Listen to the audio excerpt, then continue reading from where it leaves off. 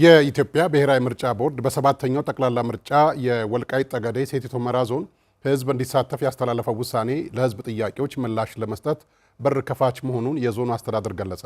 ውሳኔውን ለመደገፍና እውቅና ለመስጠት በሁመራ ከተማ ህዝባዊ የድጋፍ ሰልፍ ተካሂዷል።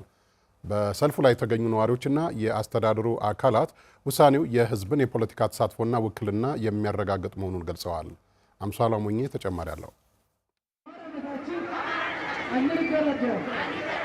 ኢትዮጵያ በመጪው ግንቦት ወር ሰባተኛውን ሀገራዊ ምርጫ ታካሂዳለች። የኢትዮጵያ ብሔራዊ ምርጫ ቦርድ የወልቃይት ጠገዴ ሰቲት ሁመራ ዞን ህዝብ በዚህ ምርጫ እንዲሳተፍ ውሳኔ ማሳለፉን ተከትሎ በዞኑ የተለያዩ አካባቢዎች ህዝባዊ የድጋፍ ሰልፎች ተካሂደዋል። የሰቲት ሁመራ ከተማ ነዋሪዎች በሰልፉ ላይ ባስተላለፉት መልእክት ህዝቡ በአማራነቱ የማይደራደር መሆኑን ገልጸዋል። ውሳኔውን ተከትሎ በደስታ ለድጋፍ ሰልፍ መውጣታቸውን ያነሱት ነዋሪዎቹ ከዞኑ አስተዳደር ጋር በጽናት እንደሚቆሙ አረጋግጠዋል። ለወልቃይት ጠገዴ አማራ ለሁሉም በአጠቃላይ ማለት ነው። በሁሉ በሰርፉም በመናምኑ በሁሉ ጥሩ አካሄድ ነው የተካሄደው። ደስ የሚል ነው። እኛም ወልቃይት ጠገዴ አማራዎች በጣም በማንነታችን እንኮራለን። በጣም ታመን ነበር። ዛሬ ግን ሁላችን ወጥተናል ሰልፍ። በተፈለገው በጉልበታችን፣ በሐሳባችን፣ በገንዘባችን፣ በህይወታችንም ቢሆን እኛ ቁርጠኞች ነን። የሰቲት ሁመራ ከተማ አስተዳደር ከንቲባ እንኳይነ ሙሉ በበኩላቸው የመምረጥና የመመረጥ መብት የዜጎች መሰረታዊ ፖለቲካዊ መብት መሆኑን ጠቅሰው የወልቃይት ጠገዴ አማራ ህዝብ በመጪው ምርጫ እንዲሳተፍ መወሰኑ ህገ መንግስታዊ መብትን ያከበረ ተግባር ነው ብለዋል። የመምረጥና የመመረጥ መብት የዜጎች መሰረታዊ የፖለቲካ መብቶች ናቸው።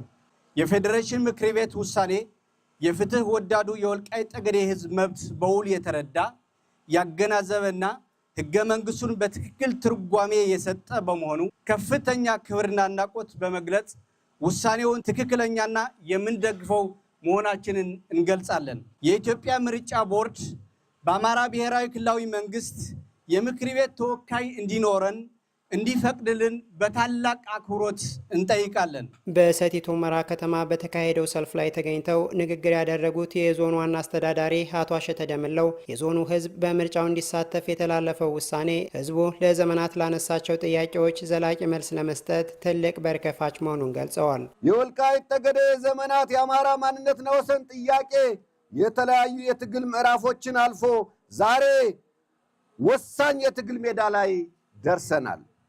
ዛሬ የደረስንበት የትግል ሜዳ የወትሮ ዝግጁነትን በማሳደግ በሁለት የትጥቅ አቅሞች ልቆ መገኘትን ጠይቋል። አንደኛው በሐሳብና በህግ ትጥቅ ሲሆን ሁለተኛው ደግሞ ከአባቶቻችን በወረስነው አርበኝነት መሰረት ራስን ከህልውና መከላከል ላይ መሰረት ያደረገ አቅምና ተነቃነቃዊ ዝግጁነት ማሳደግ የሚጠይቅ ወሳኝ የትግል ጊዜ ላይ እንገኛለን።